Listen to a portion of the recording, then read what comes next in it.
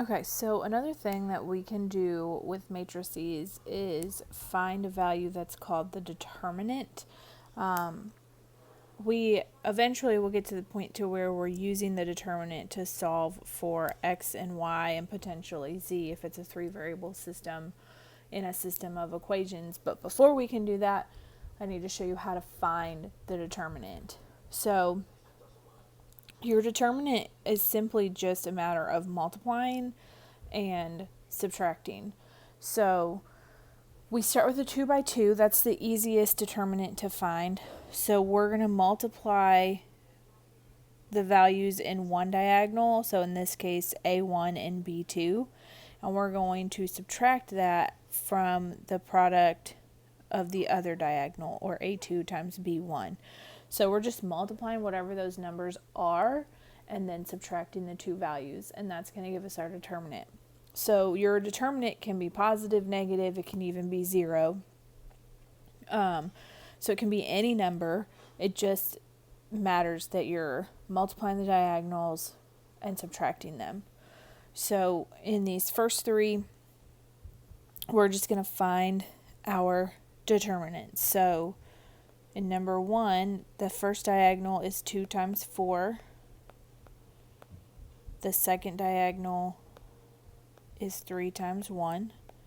So 2 times 4 is 8. 3 times 1 is 3. 8 minus 3 gives us a determinant of 5. Now, one thing that I want you to pay attention to is how we can label determinant. So we can just say the determinant of matrix A or whatever the matrix is labeled. Or you can also do 2 bars with that letter in between. They look like absolute value bars, but they're not. It's another way to label determinant. It doesn't matter which one you do. I would recommend the determinant of that letter that represents the matrix A, B, C, D, whatever it is, just because it makes it a little less confusing and you aren't trying to do a absolute value. So we're going to do the same thing in number 2. So 5 times 3, I'm just going to go ahead and label that determinant B. So 5 times 3 minus the other diagonal, negative 6 times 2.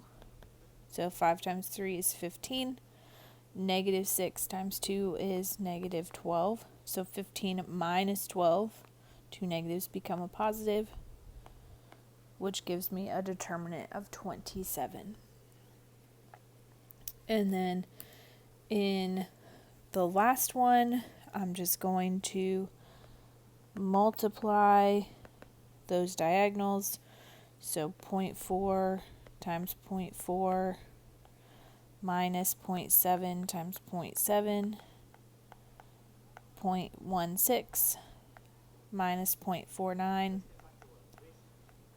is going to give me a negative 0.33.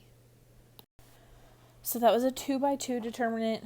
Next we're going to look at a 3 by 3 determinant, which is a little bit more complicated or involved, but it's essentially the same process. So we don't just have one diagonal going to the right and one diagonal going to the left anymore, but we're still doing diagonals. So we're going to start with this main diagonal, and then we're going to add it to this diagonal, and then we come around to that one value by itself. So we start with A1, B2, C3, and then we've got B1, C2, and it comes around to A3, and then we have B3, A2, and it comes around to C1. So that's one way that the diagonals go. And then we're going to go in the opposite diagonal. So we got A3, B2, and C1, B3, C2, and we come around to A1, and then B1, A2, and we come around to C3. So it's a little bit more involved, but hopefully when you get the hang of it, it's not super terrible. So in number 4, we're just going to find the determinant of that matrix. So we got the matrix 1, 1, 2, 3, 1, 0, negative 2, 0, 3. So we multiply on that main diagonal. 1 times 1 times 3 is 3. And then 1 times 0 times negative 2 is 0. 0 times 3 times 2 is 0. And we're going to subtract that opposite diagonal. Negative 2 times 1 times 2 is negative 4. 0 times 0 times 1 is 0. 3 times 1 times 3 is 9. So 3 plus 0 is 3. Negative 4 plus 0 plus 9 is 5. 3 minus 5 gives me a determinant of negative 2. And we're just going to do the same thing for number 5. So we're going to multiply down that main diagonal first. So negative 2 times negative 1 times 4 is 8. 2 times 0 is 0. 1 times 3 is 3. And then we go in that opposite diagonal. 0 times negative 1 times 3 is 0. 1 times 0 times negative 2 is 0.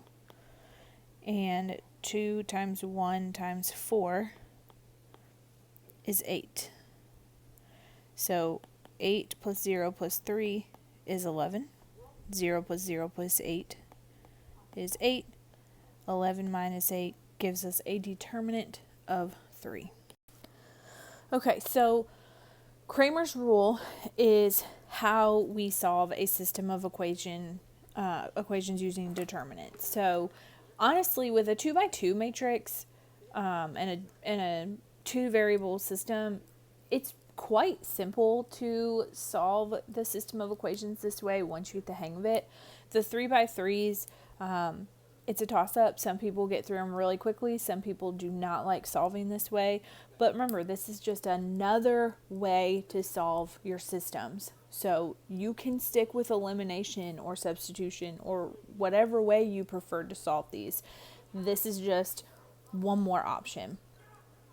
So when we find our answers using Cramer's rule, we're just doing determinants. So to find the value of x, we're just saying, okay, well, I'm going to find my determinant of x, and then I'm going to find my overall determinant. So the one thing you just need to keep in mind is what all of these are.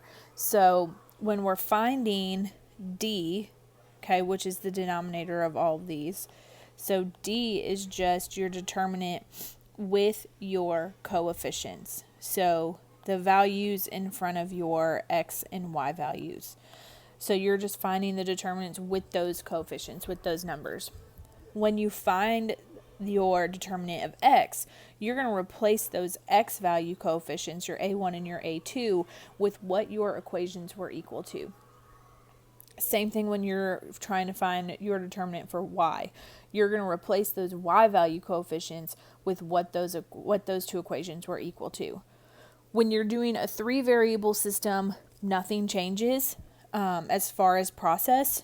Your determinant d is just going to be all of your coefficients for each of those variables. So all of the values in front of your x's, all the values in front of your y's, all the values in front of your y's, all the values in front of your z's. The only thing that changes is you have 3 by 3 determinants instead of 2 by 2.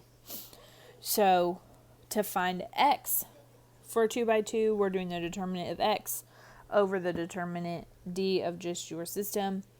To find y, the determinant of y over d So when we move into 3 variables or a 3 equation system, we're just going to have 3 by 3 determinants. And instead of just having an x and a y that we're solving for, we're also going to be solving for a z. X and y were staying exactly the same that we did them with the 2 by 2. It's just 3 by 3 determinants. And we're just adding in that extra variable. So when we solve for z, we find the determinant for our z's, where we're replacing all of our z coefficients with what those equations were equal to, and then dividing by the determinant of those coefficients. So it's the same process whether it's a 2 equation system or 3 equation system. The only thing that's changing is our matrices are either 2 by 2 or 3 by 3, but we're just finding determinants. Also, just one thing that you will make sure that we know is that with both of these, the determinant of D or just the determinant of those coefficients can never equal 0. Determinants themselves can equal 0, remember, but if we get 0 for those, we can't divide by 0. So anytime you get the determinant of the whole thing, so not for one of the variables, just that determinant D with our coefficients, if you get 0 for that, it's automatically a no solution. Okay, so for 6 and 7, we're going to use Cramer's rule with a 2 by 2. Okay, so it's 2 variables, so 2 by 2 matrices, 2 by 2 determinants. So the first thing that I'm going to start with is I'm going to find just my overall determinant. So remember, that's going to be the determinant of just my coefficients, so the values in front of my x's and my y's. So in my first equation, I've got a 1 and a 2. In my second equation, I have a -1 and a 1. So I'm going to find the determinant of that. So 1 times 1 is 1. -1 times 2 is -2. So 1 minus a -2 gives me a determinant of 3. So now I'm going to find the determinant for x. So when I do that, I replace the x coefficients, which in this case were 1 and -1, with what my equations are equal to. So 5 and 1. My y coefficients are going to stay the same. So those are just going to stay the same with 2 and 1. And I'm just going to find the determinant of that. So 5 times 1 is 5, minus 1 times 2, which is 2. 5 minus 2 gives me 3. Now, I personally like to find all of my determinants first and then go back through and do the division to find what x and y are. It's up to you, however you want to do it's fine. So I'm going to go ahead and I'm going to say, okay, well, my determinant of y, I'm going to leave those x coefficients alone of 1 and -1. And my 2 and 1 for my y's are going to change to 5 and 1. So I'm going to multiply my diagonals. 1 times 1 is 1, minus -1 times 5 is -5. 1 minus a -5 gives me 6. So remember, x is the determinant of x over the determinant. Y is the determinant of y over the determinant. So I have all 3 of my determinants. Now I can solve for x and y. So my determinant of x was 3. My determinant was 3. 3 over 3 is 1. For y, my determinant of y was 6 over my determinant of 3. 6 over 3 gives me 2 for y. And as always, we just want to make sure we write that final answer as an ordered pair. I would encourage you to go ahead and try number 7 on your own. See what you can come up with. Do your 3 determinants, do the division, write your ordered pair, and then unpause and compare what you have with what I have. Okay, so I've got 3x plus 4y equals -2, 5x plus 3y equals 4. So if I find my good old regular determinant first, I've got 3 and 5 for my x coefficients, 4 and 3 for my y coefficients. 3 times 3 gives me 9. 5 times 4 gives me 20. 9 minus 20 is negative 11. My determinant for x, I'm going to replace my x coefficients with what the equations were equal to, in this case negative 2 and 4. My y coefficients stay the same. So negative 2 times 3 gives me negative 6. 4 times 4 gives me 16. Negative 6 minus 16 is negative 22. And then my determinant for y, my x coefficients are going to stay the same. My y coefficients are going to change to what the equation was equal to. So negative 2 and 4. 3 times 4 is 12. Minus 5 times negative 2, which gives me negative 10. 12 minus a negative 10 gives me 22. So now I'm just dividing. So for x, I've got negative 22 over negative 11, which is 2. And for y, I have 22 over negative 11, which is negative 2. And as always, I'm just writing that ordered pair. So in 8 and 9, we are doing the exact same thing, but we've got 3 variables. So 3 equations, 3 variables. So we're going to start by finding my regular determinant. So 4, 2, and 5 for my x coefficients, negative 1, 2, and negative 2 for my y coefficients, 1, 3, and 6 for my z coefficients. So I'm going to multiply that main diagonal. 4 times 2 times 6 gives me 48. And then negative 1 times 3 times 5 gives me negative 15. Negative 2 times 2 times 1 gives me negative 4. And then I'm going to multiply in the opposite direction. 5 times 2 times 1 gives me 10. Negative 2 times 3 times 4 gives me negative 24. Negative 1 times 2 times 6 gives me negative 12. So 48 plus negative 15 plus negative 4 is 29. 10 plus negative 24 plus negative 12 is negative 26. And 29 minus the negative 26 is going to give me a determinant of 55. So now I'm going to find the determinants for x, y, and z. So remember, I'm just replacing what those equations are equal to with the respective variable that I'm solving for. So for x, I'm going to replace that 4, 2, and 5 with negative 5, 10, and 1. Everything else is going to stay the same.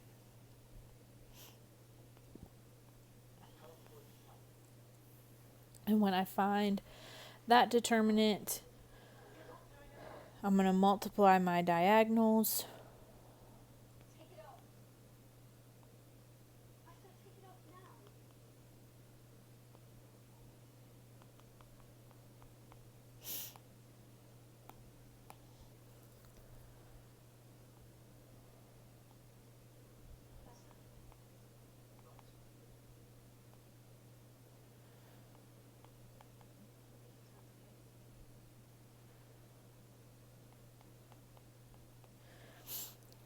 So when I combine all of those, negative 60 plus negative 3 plus negative 20,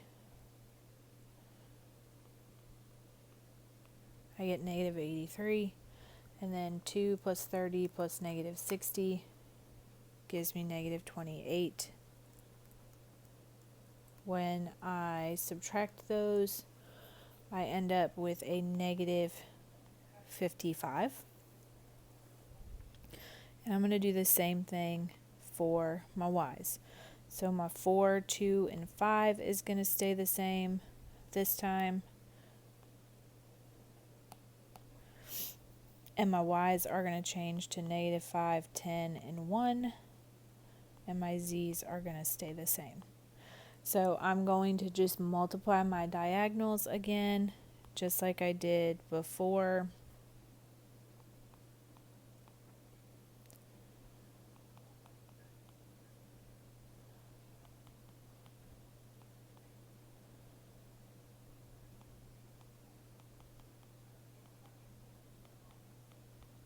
Which is going to give me 165 when I combine all of those.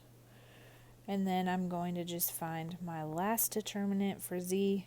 So my x column is going to stay the same, my y column is going to stay the same, and my z column is going to change to that -5, 10, and 1. So when I find the determinant of that,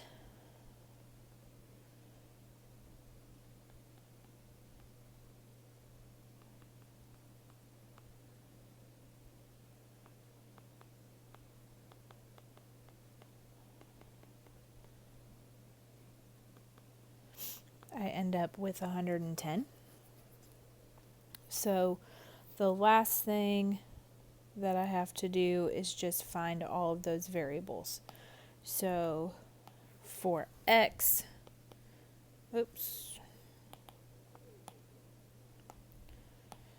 for x, I am just taking my x determinant of -55 and dividing it by my determinant of 55 to get -1.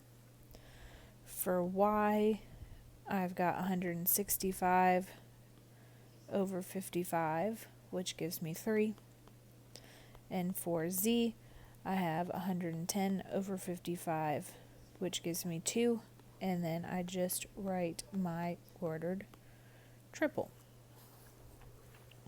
So again, I'd encourage you to go ahead and try number 9 on your own. Pause the video, see what you come up with, come back and compare it to what I have. So in number 9, the first thing I'm going to find is my regular determinant.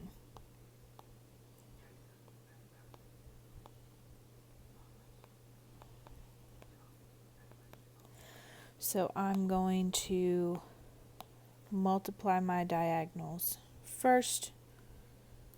So 5 times 2 times 17 is 170. 3 times 9 times 5 is 135. 5 times 3 times 9 is 135. And then I'm going to do the opposite diagonal. 5 times 5 times 5 is 125. 9 times 9 times 2 is 162. And 3 times 3 times 17 is 153. So 170 plus 135 plus 135 is 440. 125 plus 162 plus 153 is 440, which gives me a determinant of 0. So if you remember, when you have a main determinant of 0, that's automatically not possible or no solution.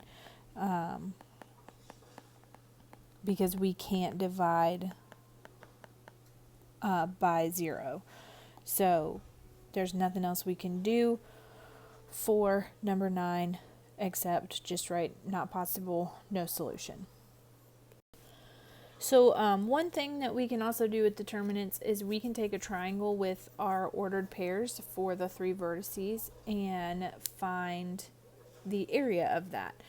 So we don't have to find the length of the base or the height of the triangle, which can be nice if it's not a triangle that has a vertical or horizontal side in the graph. So basically what we're doing is we're going to take our x values, and that's going to be column 1 of our matrix. our y values are going to be column 2 of our matrix, and then that third column is just going to be a column of 1s.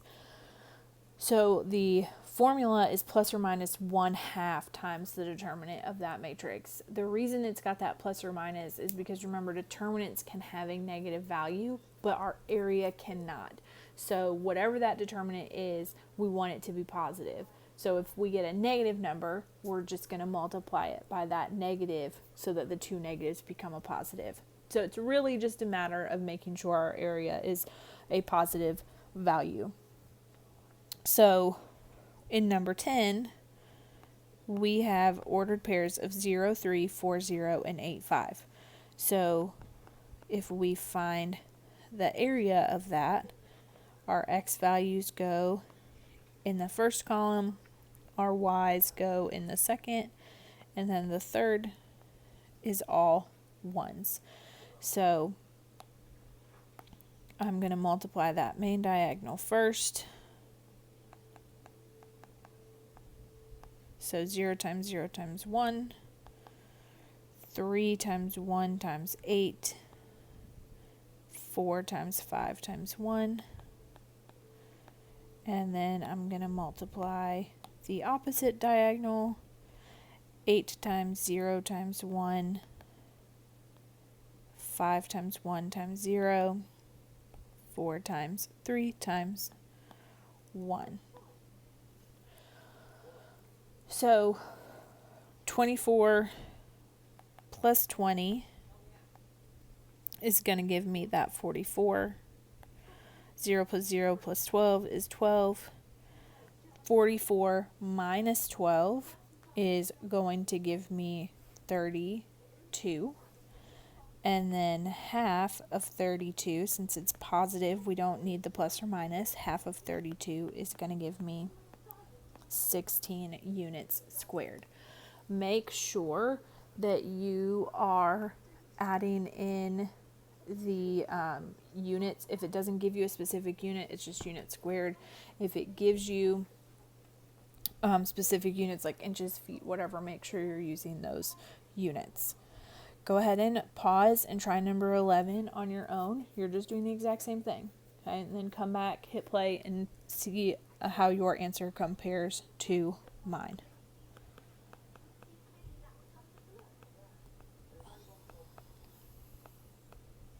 So -3, 1, 6 for the first column, 4, -2, 1 for the second, and then 1s for the third.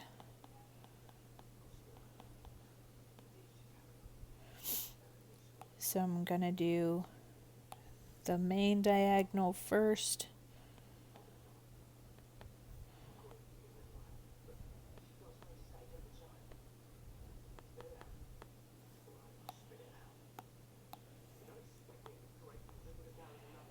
And then the opposite diagonal.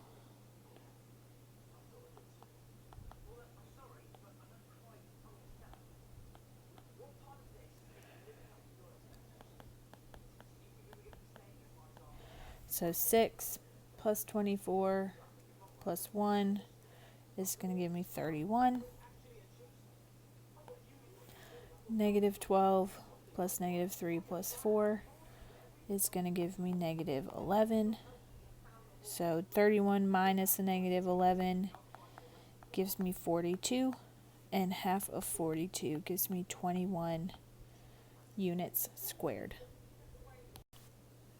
Okay, so the last thing that we can do with our determinants and linear systems or points is to determine if they're going to form a straight line, if they're going to be collinear. So remember, collinear means that they're on the same line.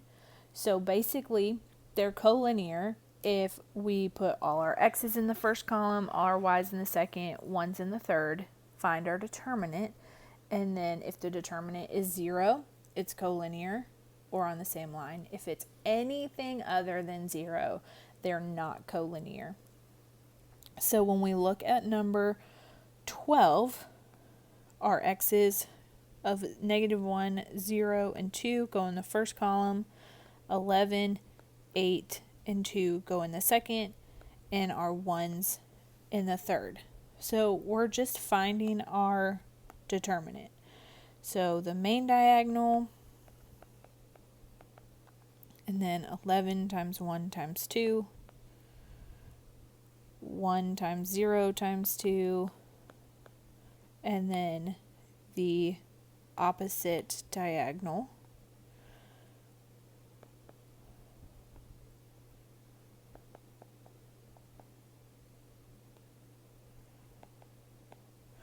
So negative 8 plus 22 plus 0 gives me 14. 16 plus negative 2 plus 0 gives me 14. 14 minus 14 is 0, which means that those 3 points are collinear or on the same line. And for 13, we're just going to do the exact same thing. X values of 2, 5, and 10 go in the first column. Y's of negative 4, 2, and 10 in the second, and 1's in the third, and then it's just the determinant. So our main diagonal, 2, 2, and 1, and then negative 4, 1, and 10, and 10, 5, and 1, and then the opposite diagonal. So 10, 2, and 1, 10, 1, and 2, negative 4, 5, and 1. So 4 plus negative 40 plus 50 is going to give me 14. 20 plus 20 plus negative 20 is going to give me 20. 14 minus 20 is negative 6, which is not 0. So those are not collinear. So that's determinants. Again, remember, this section, determinants, we're mostly just using these for another way to solve a system of equations. We may use them to find area of 3 points that form a triangle, or determine if 3 points are on the same line. But in general, determinants are just another tool that we can use to solve our system of equations.